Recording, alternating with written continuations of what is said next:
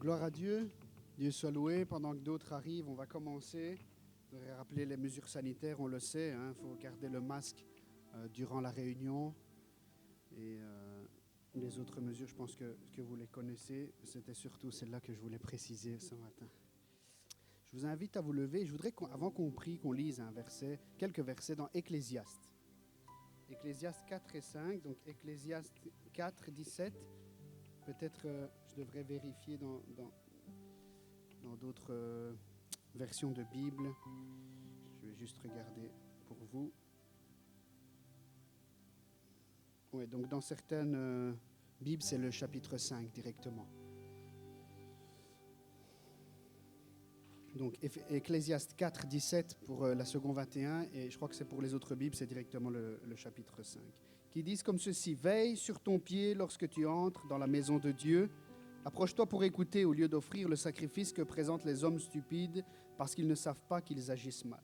Ne t'empresse pas d'ouvrir la bouche, que ton cœur ne se précipite pas pour exprimer une parole devant Dieu. En effet, Dieu est au ciel et toi sur la terre, que tes paroles soient donc peu nombreuses. Oui, les rêves surgissent dans un flot d'occupation et la voix de l'homme stupide dans un flot de paroles.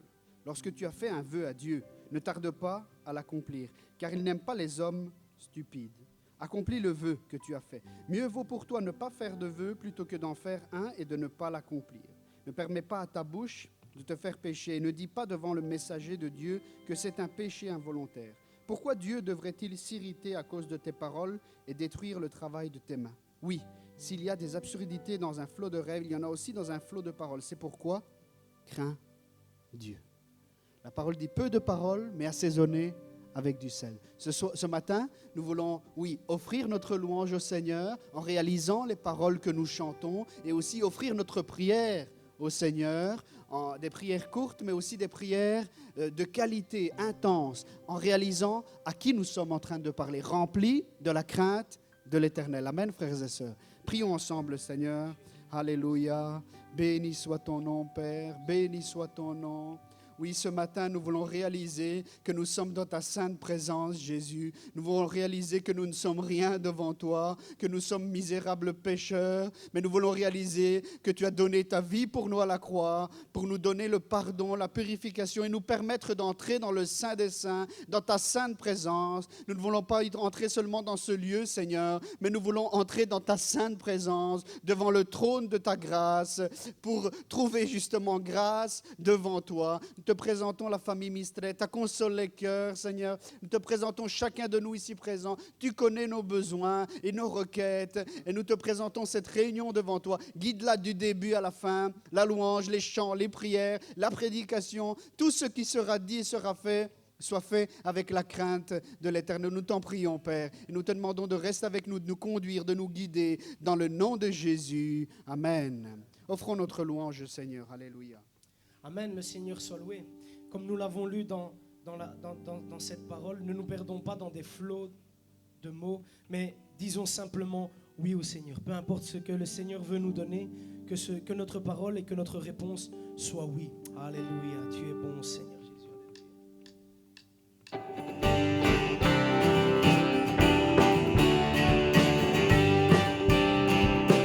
Chantons ensemble, j'abandonne mes tristesses, j'abandonne ma honte, je les laisse tomber pour la joie du Seigneur.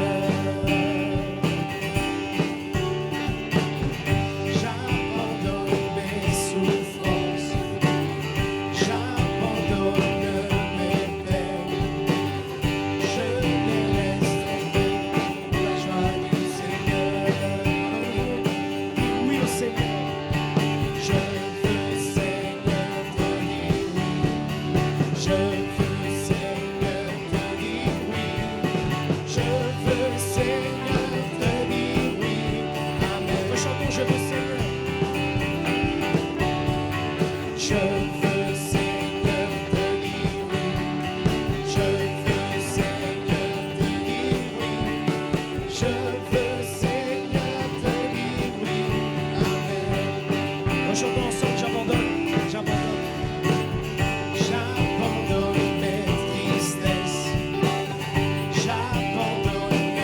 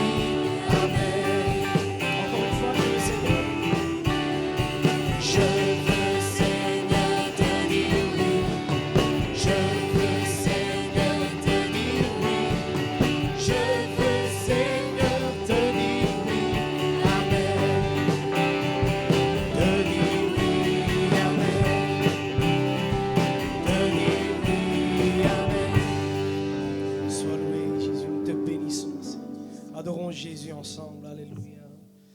Merci parce que tu es vivant, Seigneur Jésus. Alléluia. Tu es bon, Seigneur Jésus.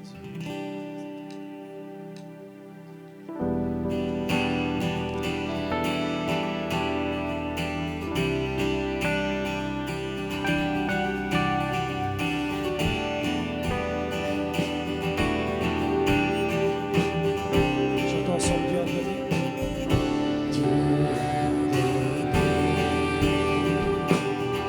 Pour nous, Jésus, son Fils, venu aimer, guérir, sauver, et par sa mort, il me pardonne. Un tombeau vide et la pourrière, mon sauveur vit.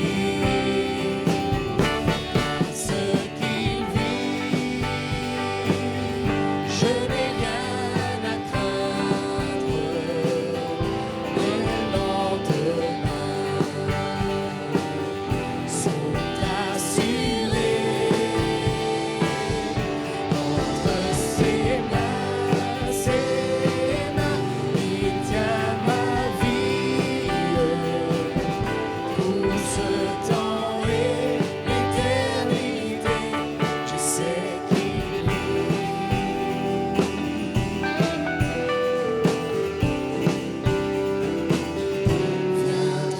le jour de franchir la rivière et de livrer le dernier combat. Et quand la mort sera ma victoire, oui, je verrai sa gloire et je saurai qu'il vit. Alors chantons ensemble, parce qu'il vit, je n'ai rien à craindre. Les lendemains sont assurés entre ses mains, il tient ma vie pour ce temps et l'éternité. Je sais qu'il vit, je n'ai rien à craindre. Les lendemains sont assurés entre ses mains, il tient ma vie pour ce temps et l'éternité. Je sais qu'il vit. Tu es bon, Seigneur. Tu es bon, Jésus. Merci parce qu'encore aujourd'hui, tu es vivant, Jésus. Merci, Seigneur, parce que tu sièges à la droite du Dieu, Seigneur Jésus. Du Dieu vivant sur ton trône éternel. Allez. Est-ce qu'on peut juste le rechanter, juste les voix avec une pleine conviction que nos lendemains sont entre les mains de notre Seigneur Jésus à qui nous avons donné notre vie. Amen. Est-ce qu'on veut le chanter avec une pleine conviction? Alléluia. Parce qu'il vit, je n'ai rien à craindre. Les lendemains sont assurés entre ses mains, il tient ma vie pour ce temps et l'éternité. Je sais qu'il vit. Chantons ensemble. Je n'ai rien à craindre. Mes lendemains te faisons une pleine confiance, Seigneur. Sont assurés. Alors, Seigneur, nous voulons mettre entre tes mains toutes choses. Entre tes mains, il tient ma vie pour ce temps et l'éternité. Adorons celui qui est vivant, alléluia. Nous t'adorons, Dieu vivant, Seigneur Jésus. Seigneur, tu es mort à la croix pour nos péchés, Seigneur.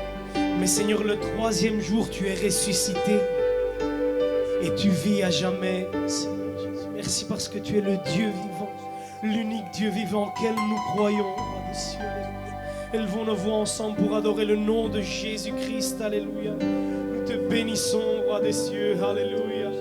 Nous te bénissons, roi de gloire, alléluia, Seigneur Jésus. Oh Seigneur, pendant que nous remettons tout entre tes mains, Seigneur, nous te remettons nos cœurs, Seigneur, entre tes mains. Garde-les précieusement près de toi, Seigneur, alléluia. Alléluia. Oh, mio Signore,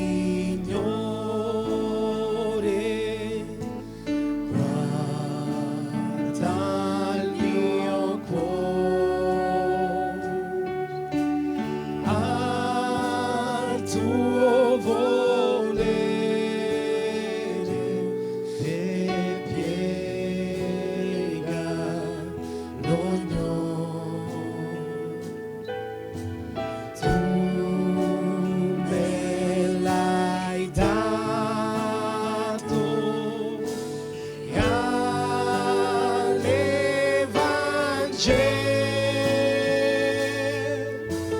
l'hai consacrato per essere fedele. L'hai consacrato per essere fedele.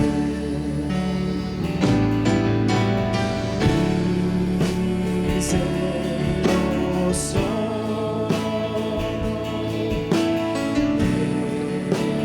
debole fra in questo mondo ripieno di male. Guarda il mio cuore, guardalo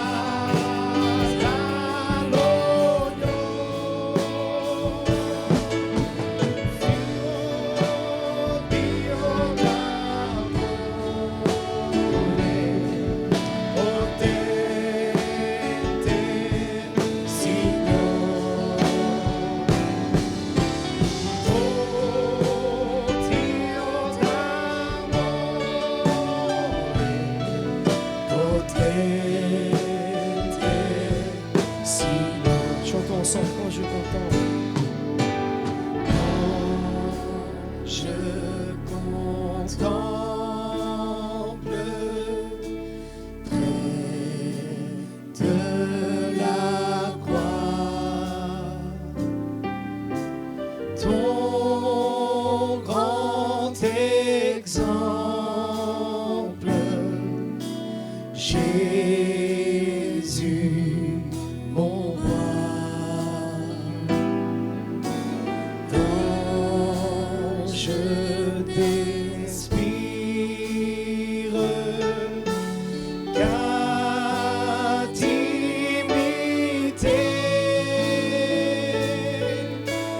Dont je désire te ressembler. Tant je désire te ressembler. Chantons ensemble, prends-je, prends-je.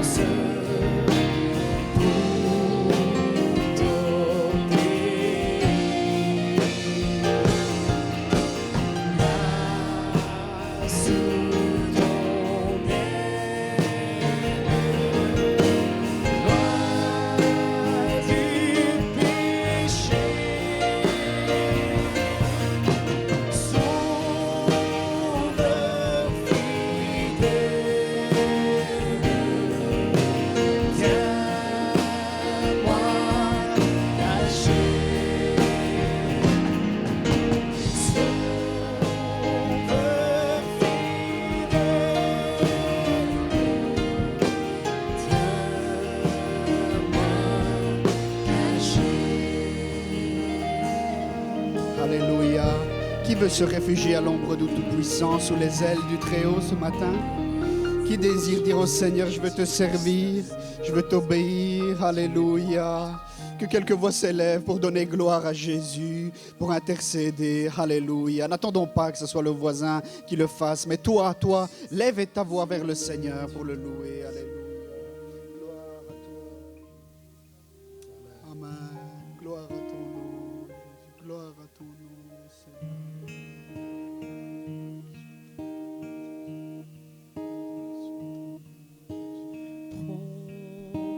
Je m'élance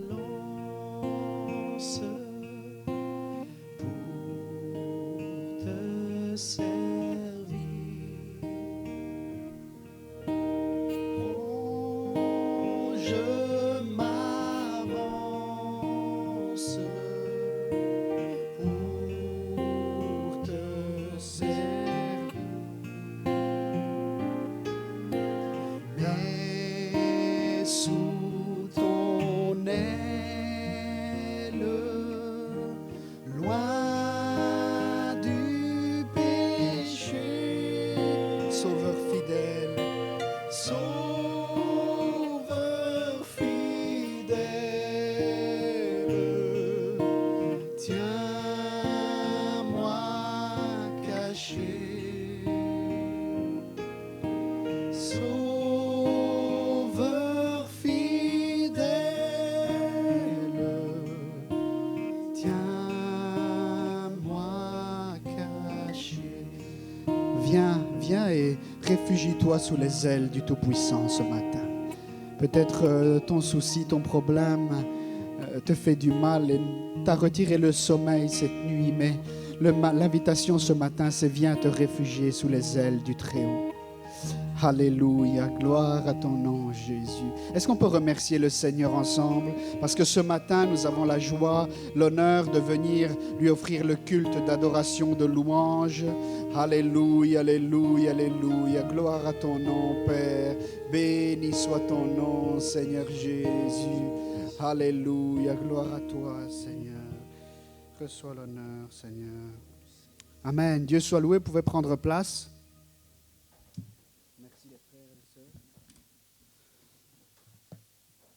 On va passer à la parole de Dieu.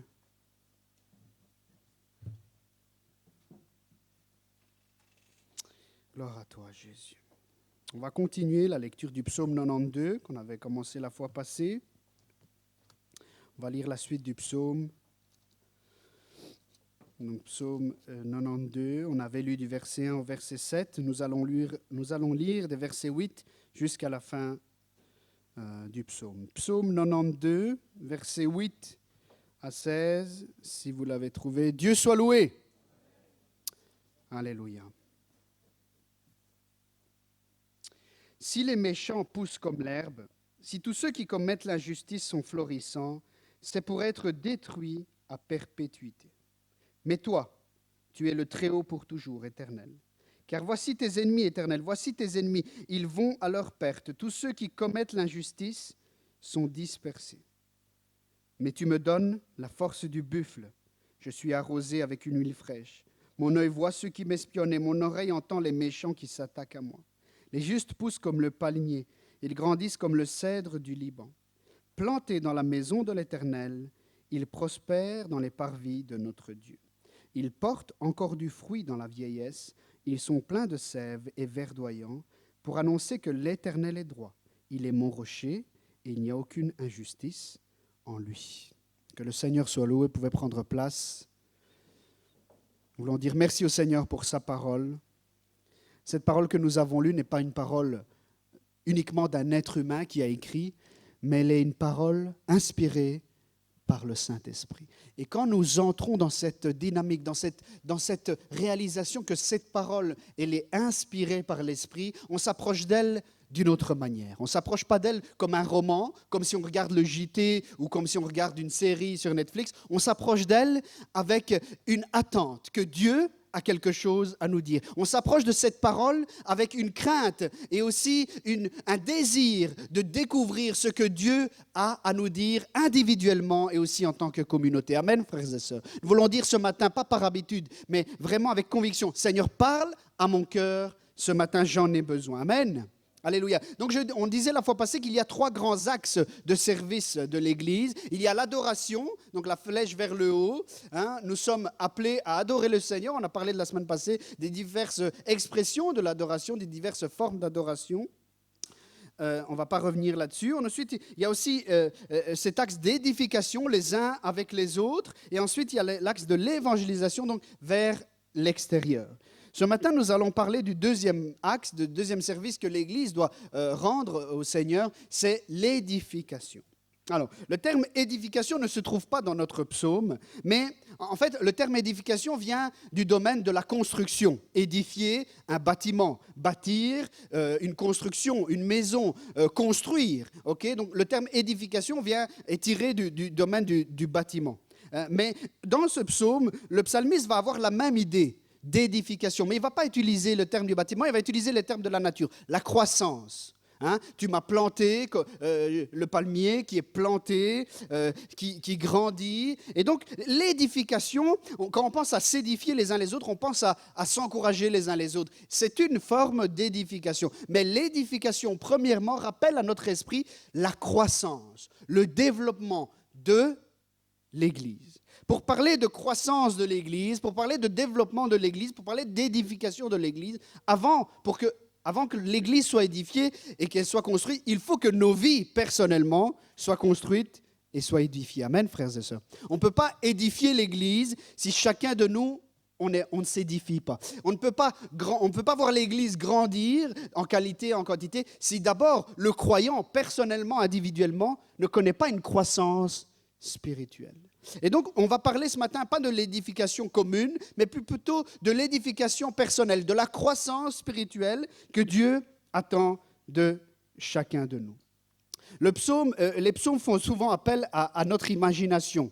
On voit ici, on parle du palmier, on parle du cèdre du Liban, on parle du buffle, on parle de l'herbe, donc on parle de la sève qui se trouve dans les arbres, dans les plantes. Et donc les psaumes font souvent appel à notre imagination pour nous expliquer des vérités spirituelles. Mais les psaumes font souvent aussi appel au contraste. Il y a beaucoup de contrastes dans les psaumes, pas des contradictions, des contrastes. Ici, on parle du méchant et du juste, de l'herbe et du palmier. Okay? Et on va voir ces choses ensemble ce matin.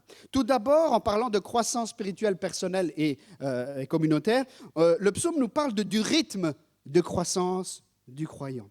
Dans les versets 8, 11 et 13, on parle du rythme de croissance du croyant. Alors, le psalmiste nous parle de l'herbe. Et ça nous parle d'une croissance rapide. L'herbe, elle grandit rapidement. L'herbe pousse très vite. Quand je suis parti en vacances, d'habitude, je peux vous le dire, je tondais jamais la pelouse avant, je n'avais pas de tondeuse, c'était une savane dans mon jardin. Mais après, on m'a offert une tondeuse et donc j'ai commencé à couper l'herbe et c'était un peu mieux. C'est un bon témoignage aussi d'avoir son jardin en ordre, c'est bien. Et donc, j'ai commencé à couper l'herbe avant les vacances, j'ai nettoyé pendant le confinement aussi. Et après, quand je suis revenu de vacances, après un mois, j'ai trouvé de nouveau mon jardin à l'état sauvage. Pourquoi ? Parce que l'herbe, elle pousse très vite. Et le psalmiste nous dit que le méchant, c'est un peu la même chose. Il pousse très vite, il réussit très vite dans ses entreprises. Pourquoi ?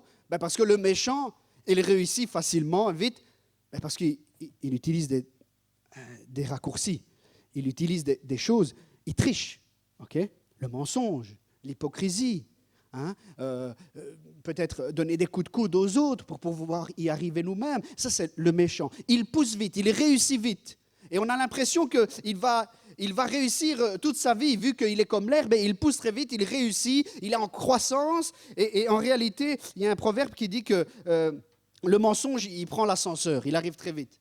Mais la vérité, elle prend les escaliers. Tout doucement, elle va y arriver aussi. Et donc l'herbe, c'est l'image du méchant qui grandit vite, mais en réalité, il y a de la tricherie derrière sa manière de faire. Mais la Bible, le psaume nous parle de la croissance du juste. C'est une croissance lente. Pourquoi je dis que c'est une croissance lente ? Parce qu'il parle du palmier et du cèdre du Liban. Le cèdre du Liban grandit 1 mètre tous les 10 ans. C'est rien du tout comme croissance, très très lente. Le palmier grandit lentement aussi. Il y a 2 ans, on est allé en Sardaigne et mon cousin Tony avait planté un palmier à la maison à la mer, là-bas de ma tante. Et ensuite, j'ai demandé à un autre cousin qui est allé cette année, Mickaël, en Sardaigne, je lui ai dit, il est comment le palmier? Il a grandi un petit peu, mais il n'est pas énorme. Si c'était de l'herbe, après 1 an, j'imagine comment le jardin devait être. La croissance du palmier est lente. Le cèdre du Liban grandit lentement. Mais comme on dit, lentement, mais sûrement. Ce que Dieu attend de nous, ce n'est pas une croissance rapide, extraordinaire. Vous avez déjà vu les bodybuilders, ils prennent des vitamines, des produits pour vite être musclés, mais en réalité, je ne sais pas si ça vaut vraiment le coup. Et la croissance du croyant, elle doit être lente, elle doit être lente. Voilà, vous voyez cette image. Ça, c'est la croissance du palmier, 2010, 2015, en 5 ans. Et au-dessus, c'est 2010, toujours le même palmier, et 2018. Donc, il a fallu 8 ans pour que ce palmier grandisse comme cela. Voilà, ça c'est pour l'illustration et c'est la raison pour laquelle le psalmiste parle du palmier, une croissance lente. Mais imaginez un petit peu le palmier qui grandit tout doucement, le cèdre qui grandit tout doucement. Qu'est-ce qu'il fait? Il se raffermit, il se fortifie, lentement mais sûrement, silencieusement, sans faire de bruit, j'ai envie de dire, mais il acquiert de la résistance, de la solidité. Ça, c'est ce que Dieu attend de son peuple et de chaque croyant. Une croissance discrète. Il ne faut pas crier sur tous les toits qu'on a progressé dans la foi. Ce n'est pas ça. Mais lentement, mais une croissance en se fortifiant dans le Seigneur. Peut-être que tu te dis, je n'ai pas fait des pas de géant. Avec les années, ma croissance spirituelle, elle est lente. Mais plus important, c'est que tu grandis dans la foi. Peu importe si c'est lentement. Peu importe si ça fait longtemps que tu combats avec certaines choses, avec certaines habitudes. Continue. Lentement, mais le Saint-Esprit va faire son œuvre en toi. Tu dois être aussi patient.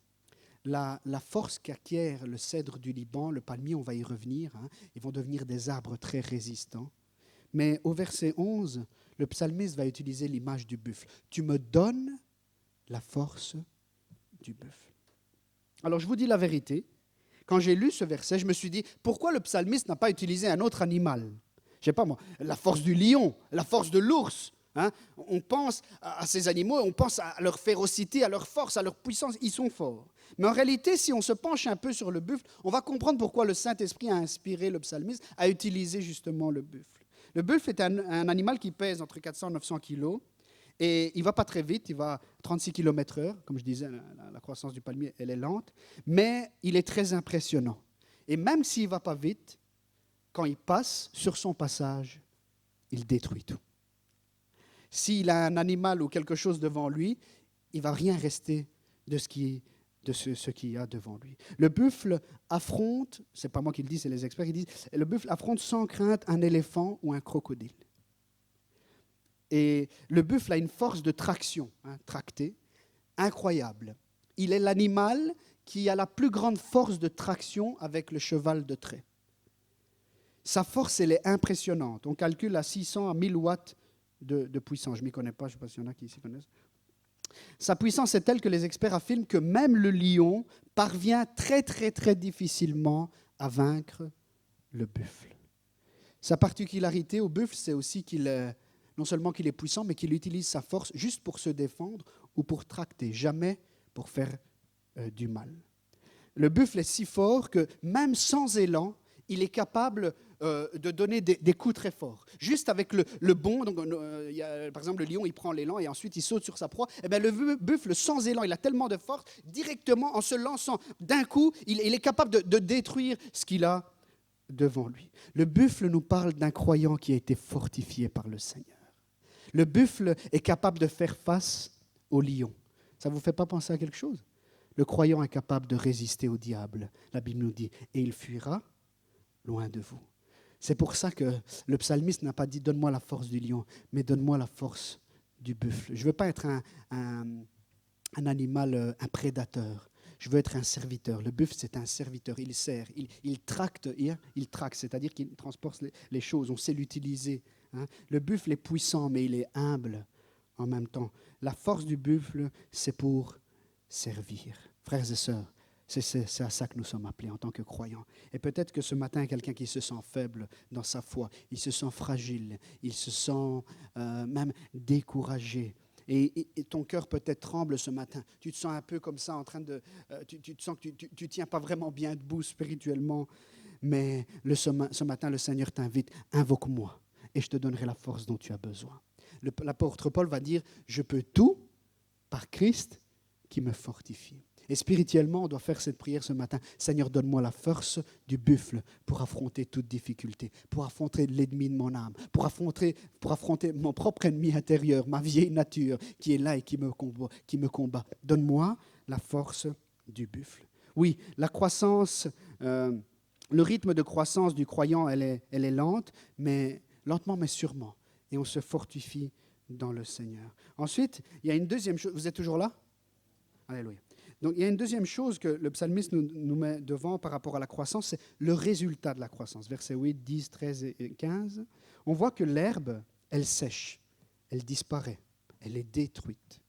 Le méchant, même si on a l'impression qu'il a pris un envol, il a prospéré, tôt ou tard, le méchant va payer pour sa méchanceté. Tôt ou tard, le méchant va être dispersé, confus, éloigné et perdu. Tôt ou tard, le méchant va être détruit. C'est la destinée, frères et sœurs, de tous ceux qui n'ont pas la crainte de Dieu. C'est la destinée de tous ceux qui ne sont pas en Christ. Leur destinée, c'est la destruction, c'est l'enfer, c'est les temps de feu, c'est les souffrances éternelles, c'est la séparation d'avec Dieu pour l'éternité. Ça, c'est la destinée du méchant. Le résultat de la croissance du méchant, elle n'a servi à rien. Parce que pour finir, il va être détruit. Mais pour les justes, pour les justifiés, pour les croyants, pour les chrétiens, pour ceux qui ont la foi en Jésus, ça vaut la peine de grandir tout doucement dans le Seigneur. Parce que cette croissance, elle va porter un développement et une longévité. Il grandit, le croyant, et il continue à vivre et à exister, comme le cèdre du Liban. Oui, le cèdre du Liban grandit jusqu'à 40 mètres d'auteur et il est capable de vivre jusqu'à même 2000 ans. L'espérance de vie d'un cèdre est de millénaires. Je ne sais pas si on s'imagine. Il peut atteindre des records au niveau de l'existence et des records aussi au niveau de la grandeur, de sa croissance. Il y a un arbre en Italie, là vous voyez, là c'est un arbre qui se trouve en Italie, il a 1232 ans. C'est l'arbre le plus vieux d'Europe. Donc c'est pas que le psalmiste il dit des choses comme ça. Quand il parle du cèdre du Liban, de l'arbre qui vit longtemps, qui n'est pas détruit, qui continue à exister, il veut nous parler d'éternité. Ça c'est pour le croyant, mes frères, mes sœurs. Ceux qui sont en Jésus vivront éternellement. Amen. Ce cèdre, ce palmier nous parle de résistance. Imaginez un petit peu cet arbre en 1200 ans, combien il en a vu? Des tempêtes, le froid. Le cèdre du Liban est capable de résister jusqu'à moins 20 degrés. La chaleur cuisante. Eh bien, cet arbre, tout au long des années, il a résisté. Il a acquis une force, une solidité qui l'a permis de résister aux tempêtes, au vent, à la chaleur, au froid. Le croyant qui grandit spirituellement acquiert aussi une solidité qui lui permet de traverser toutes les saisons de la vie, qui lui permet de traverser toutes les épreuves, toutes les tempêtes. Amen. La croissance spirituelle, c'est quoi? On a parlé du cèdre du Liban qui grandit jusqu'à 40 mètres. Ce n'est pas que nous, on doit grandir physiquement. Tant mieux pour ceux qui sont grands, ils voient mieux. Ils ont un meilleur panorama. Mais je crois que la croissance spirituelle, c'est quoi en pratique? Eh bien, la croissance spirituelle, c'est rejoindre de nouveaux sommets dans notre vie de foi. Par exemple, celui qui n'a pas été baptisé dans le Saint-Esprit, c'est rejoindre un sommet d'être baptisé dans le Saint-Esprit. Peut-être il y a d'autres sommets, d'autres buts qu'on peut rejoindre dans notre vie. Grandir, c'est devenir plus patient, plus humble, plus serviable. Grandir spirituellement, c'est acquérir de la sagesse, du discernement. Grandir spirituellement, c'est aiguiser notre oreille spirituelle pour toujours mieux entendre la voix du Seigneur et saisir et comprendre sa sainte volonté. Grandir dans la foi, c'est toujours plus mourir à nous-mêmes pour que Christ grandisse en nous. Grandir dans la foi, c'est chercher davantage, oh combien c'est difficile parfois, chercher davantage le bien commun au détriment de nos intérêts personnels. Grandir dans la foi, c'est ne pas toujours attendre l'encouragement du pasteur à élever sa voix pour prier. Grandir dans la foi, c'est ne pas toujours attendre l'encouragement du frère, de la sœur pour venir à l'église. Grandir dans la foi, ce n'est pas toujours attendre et prétendre des autres la visite. Grandir dans la foi, c'est servir les autres. Grandir dans la foi, c'est élever sa voix sans qu'on te dise d'élever ta voix pour prier. Ça, c'est grandir dans la foi. Grandir dans la foi, c'est encourager les autres sans attendre toujours qu'on nous encourage à nous. Grandir dans la foi, c'est rendre visite aux autres sans attendre tout le temps qu'on nous rende visite, qu'on nous téléphone. Ça, c'est grandir dans la foi, frères et sœurs. Le bébé, on doit le prendre en bras, on doit le conduire. Eh bien, le bébé spirituel, c'est le même. Il n'y a pas de mal. Quand on grandit dans la foi, qu'on est encore petit, on a besoin qu'on nous prenne par la main, que le frère nous encourage. Et c'est bien.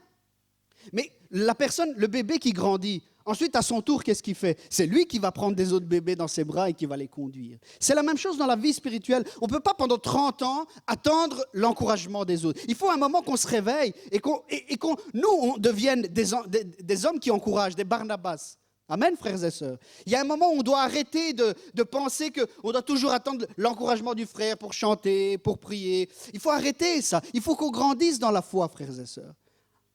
Je sais bien, ce n'est pas évident. Cette parole, elle est pour moi avant tout. Et il faut vraiment qu'on arrête d'être des bébés spirituels. Et alors, on trouve toujours à se plaindre du frère, de la sœur. C'est qui se plaint? C'est les bébés, frères et sœurs. Ils se plaignent, qui pleurnichent. On doit grandir dans la foi. Et arrêter de prétendre des autres, mais plutôt de faire, de servir. Amen, frères et sœurs. Ce n'est pas facile. Je suis dans le cas aussi, il ne faut pas penser que le pasteur, il est immunisé. Et non, le pasteur, parfois, il se plaint et on a besoin d'être transformé par le Seigneur. Grandir dans la foi, c'est accepter la correction de Dieu. Celui qui ne grandit pas dans la foi, il n'est pas d'accord avec la parole de Dieu. Et quand la parole de Dieu le contredit, eh bien, il fait quand même sa volonté. Il ne fait pas ce que Dieu dit. Grandir dans la foi, c'est accepter l'encouragement, mais aussi la correction du Seigneur. Grandir dans la foi, on l'a chanté, c'est ressembler davantage au Seigneur Jésus. Qui désire ressembler davantage au Seigneur Jésus? Vous savez, j'ai honte quand je dis ça, parce que quand je regarde mon Seigneur, je me dis combien j'ai de progrès à faire dans la vie spirituelle. Que le Seigneur nous fasse grâce. Ce matin, le Seigneur ne veut pas seulement nous donner des coups, il veut nous dire, viens à moi, je désire te transformer à l'image de mon Fils, pour que tu puisses grandir comme le cèdre du Liban et le palmier, te fortifier et avoir la force du buffle pour affronter les guerres, les combats de la vie. Amen, frères et sœurs. Nous avons considéré la croissance, l'édification du chrétien, le rythme de la croissance. Nous avons considéré les résultats de la croissance spirituelle. Et à présent, le psalmiste va répondre à une question, l'origine de la croissance. Ah oui, pourquoi et comment cette croissance est possible? Le verset 14, il est très beau. Planté dans la maison de l'Éternel, le juste prospère dans les parvis de Dieu. Quel est le secret pour être un palmier spirituellement parlant, être un cèdre du Liban? C'est l'endroit, premièrement, de la plantation. Alors, ça n'a rien à voir avec la chanson « J'ai des problèmes dans ma plantation ». Non, j'espère qu'il n'y a personne ici qui plante ce genre de choses à la maison. On plante des bonnes choses. Non? Et donc, l'endroit de la plantation, c'est où? C'est dans la maison de l'Éternel. Le secret pour être un cèdre du Liban dans la foi, pour être un palmier, pour être un buffle spirituellement parlant, c'est être planté dans la maison de Dieu, là où le terrain est fertile. Et c'est intéressant parce que, comme par hasard, les deux arbres que le psalmiste va utiliser comme illustration, le cèdre du Liban et le palmier, ce sont deux arbres très importants dans la maison, dans le temple de Jérusalem, le temple de Salomon. Le cèdre du Liban a été le matériau principal pour la construction. Et beaucoup de ce matériau a été ensuite recouvert d'or. Et le palmier, dans le temple de Salomon, vous le voyez partout. Il est gravé sur toutes les parois. Vous pouvez lire ceci dans un roi. Il y a la description du temple de Salomon. Le palmier et le cèdre, ils sont plantés dans la maison de l'Éternel. La maison de Dieu, c'est quoi? C'est l'église de Jésus-Christ. Vous êtes d'accord avec moi? Paul va dire, vous formez l'édifice, le temple du Dieu vivant. L'église, c'est le temple de Dieu. Eh bien, le croyant, il est planté, comme le palmier est planté dans le temple de Salomon, eh bien, le croyant, il est planté dans la maison de Dieu, dans l'église. Et nous formons l'Église, l'édifice, hein, qui est le temple de Dieu. Mais sur quoi est fondé cet édifice? Sur qui est fondé cet édifice? Sur le Seigneur Jésus. C'est le secret de persister dans le temps, de résister. C'est le secret pour vraiment grandir. Hein.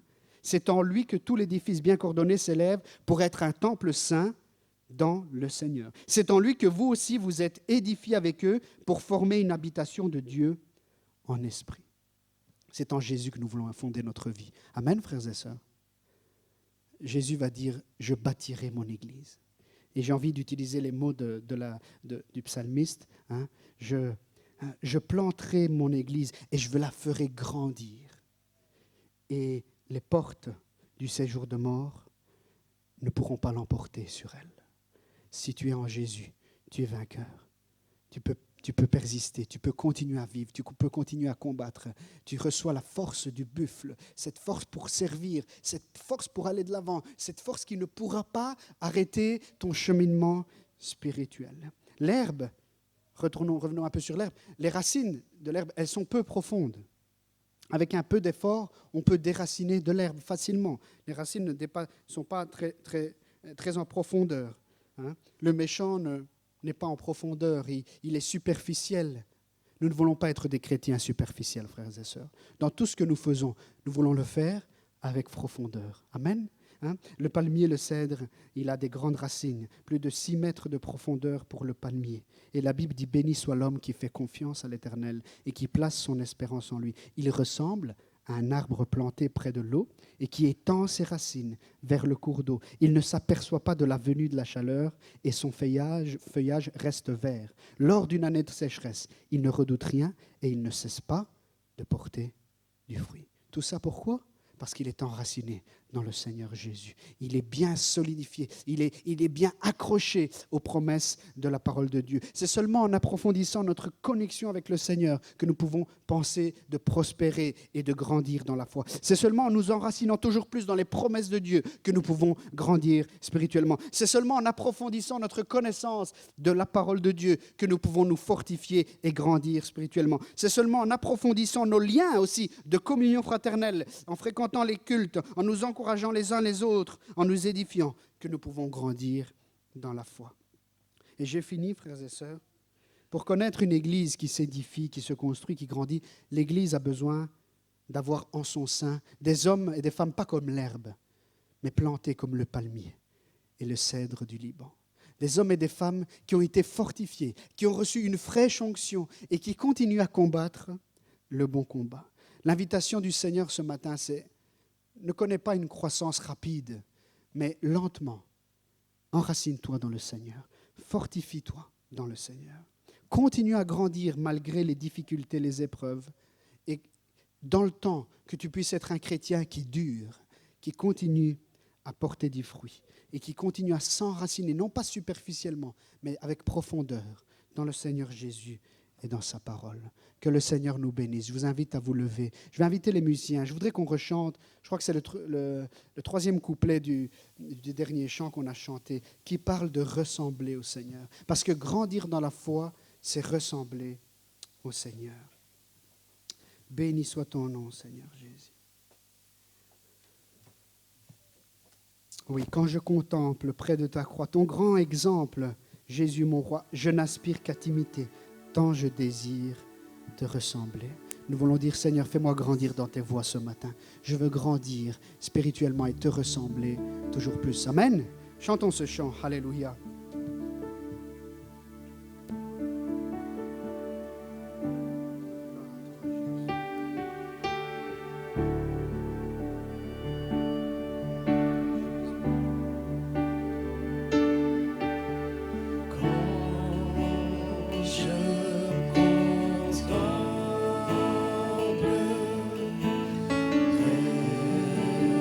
De la croix.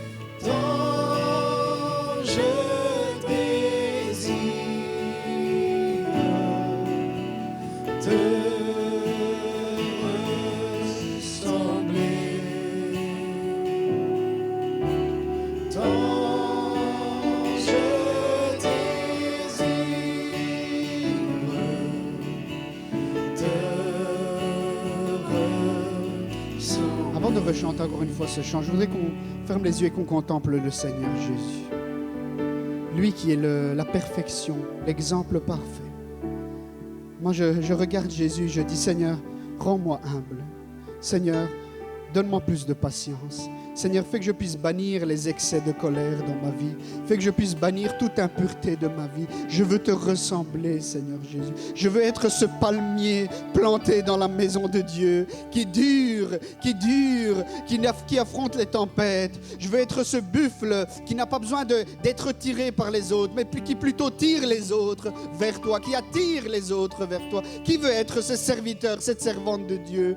Oh, moi je désire te ressembler, Seigneur. Fais cette prière au Seigneur. Seigneur, viens en cet instant, transforme ma vie. Je désire te ressembler. Rechantons ce chant comme une prière intense, comme un désir du plus profond de notre cœur. Seigneur, je veux grandir dans la foi. Je veux franchir de nouveaux sommets dans la foi. Je veux gagner des batailles. Je veux combattre le bon combat et être victorieux dans la foi. Seigneur, donne-moi une fraîche onction ce matin. Donne-moi la force du buffle pour que je puisse affronter les épreuves et continuer le combat. Qui désire cette force ce matin? Je peux tout par Christ qui me fortifie. Qui désire sortir de ce lieu en ayant réalisé cette parole?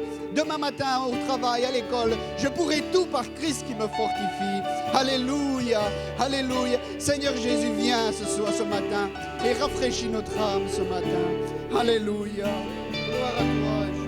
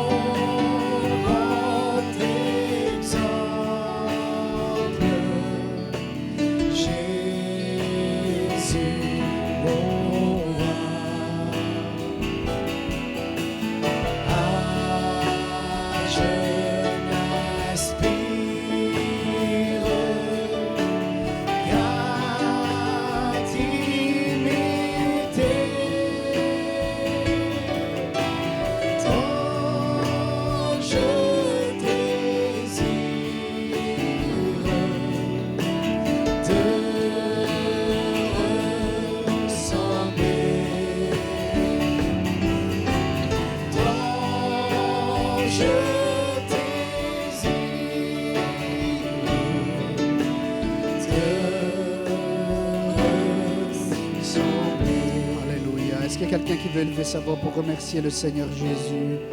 Alléluia. Je voudrais demander à ceux qui sont habitués de prier de ne pas élever la voix, mais de laisser la place à ceux qui n'ont pas l'habitude de prier. Alléluia. Élevons une prière, quelques mots de reconnaissance, de remerciement au Seigneur. Béni soit ton nom. Gloire à toi, Jésus. Gloire à toi, Jésus. Béni soit ton nom. Tiens-nous fidèles à toi, Seigneur. Nous ne soyons pas emportés par tout vent de doctrine, mais que nous puissions rester fidèles à ta parole, à ton enseignement. Donne-nous la sagesse, Seigneur, de nous nourrir de ta sainte parole. Alléluia, pour être des arbres plantés dans ta maison. Merci. Est-ce qu'on peut remercier le Seigneur ensemble, frères et sœurs? Parce que le Seigneur, il donne des victoires encore ce matin. Alléluia, gloire à toi, Jésus. Merci, Jésus, alléluia. Merci, Seigneur. Amen. Que le Seigneur soit loué. Seigneur Jésus, merci pour tes bienfaits envers nous.